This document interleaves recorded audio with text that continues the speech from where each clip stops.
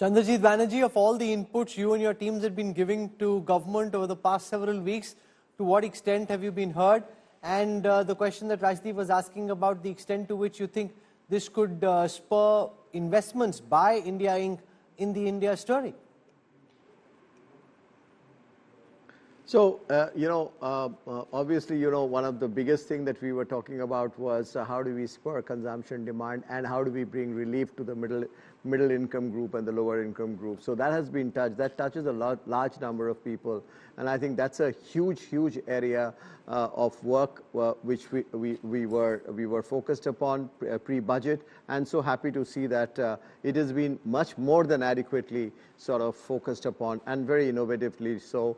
Second is another big thing that I would appreciate is about the focus on the agri sector, which really means focusing on the supply side, which means that you are able to supply work on the food inflation.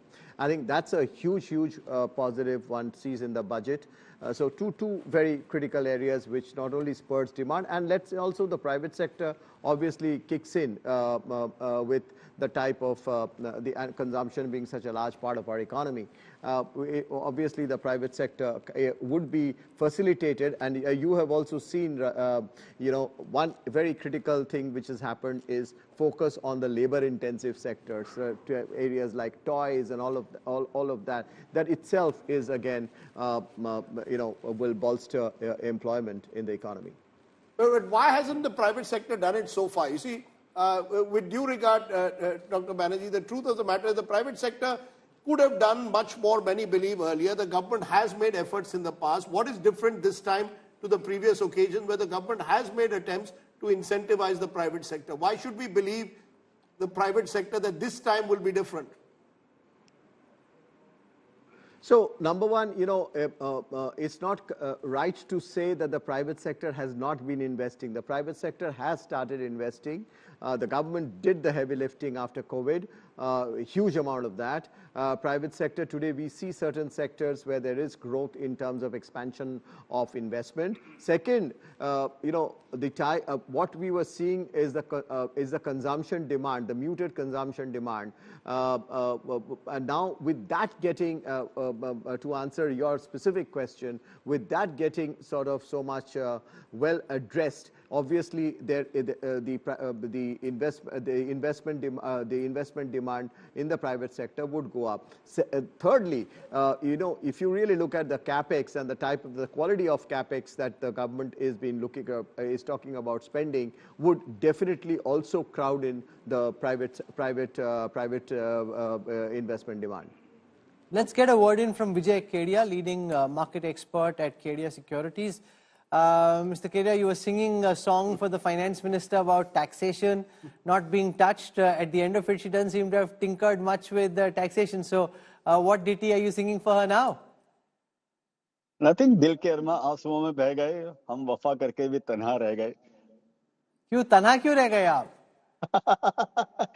Because there is nothing for a stock market. The best thing for a stock market is that capital gain tax has not been raised. So, so that is the best thing, but nothing about the stock market. But you should be happy then. Why are the markets sad? Sensex down 210 points, Nifty down 59. It's the consumer-facing stocks index which is doing well. But why are the markets seeming slightly desolate? No, because I think one should not read about all these consumer stocks rising today 4-5%. They're already 10, and they have not participated in this bull market in the last 2-3 years. So I don't think that one should read anything into that.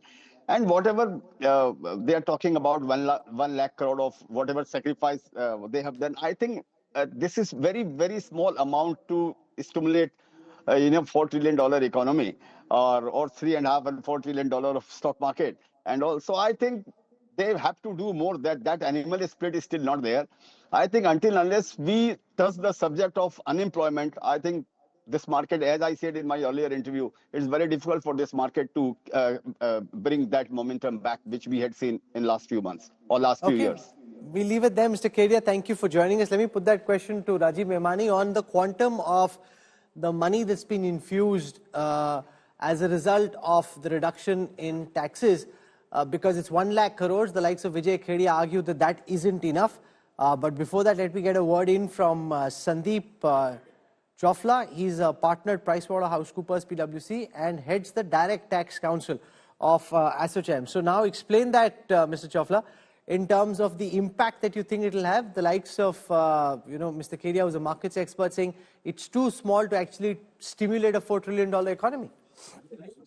I think, Rahul, one of the asks of middle class was that given the fact that inflation has been rising, given the fact that the consumption had been going down, and the middle class really was asking for respite in terms of moderation of the slab rates and reduction of the tax rates. So that has been done. And therefore, as the Honorable Finance Minister announced, that up to income levels till about 12 lakhs, there will not be any tax, of course.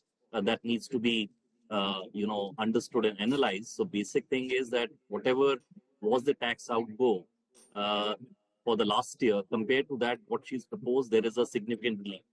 And in addition, there are other reliefs also for the individual taxpayers in terms of, if you have up to 2 self-occupied house properties, then the annual value will be nil.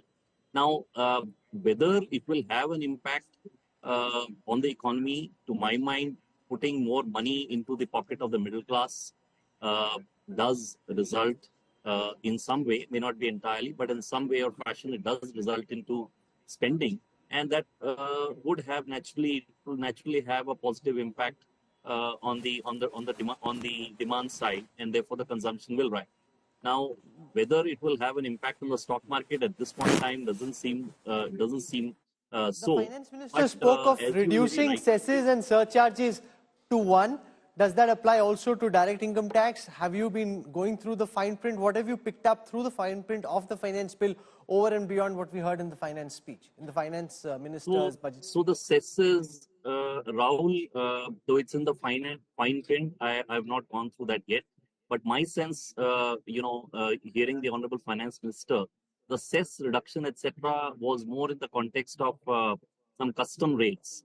And for the income tax, wherever the surcharge is applicable, it will.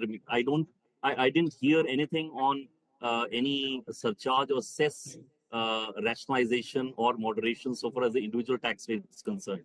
But of course, one needs to go through the fine print to see that what the impact is. So a very simple question. I'm earning 1 lakh a month. 12 lakhs a month is my salary. 12 lakhs a year is my salary. How much tax do I have to pay? None at all? Well, there would be some tax because there are slab rates which have been announced, but compared to the last year, so 10%. Your tax outgo would be less by 80,000 rupees. That's what the broad calculation is. So the broad calculation is at 12 lakhs. Salary, what you would have paid. In the new regime, there will be no tax, or I pay 10%. No, you will pay tax. You will pay tax.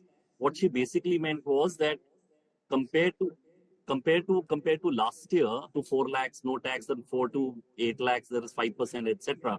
Now, if you are earning 12 lakh rupees, then compared to the last year, where you would have paid taxes, your tax outgo would be less by 80,000 rupees.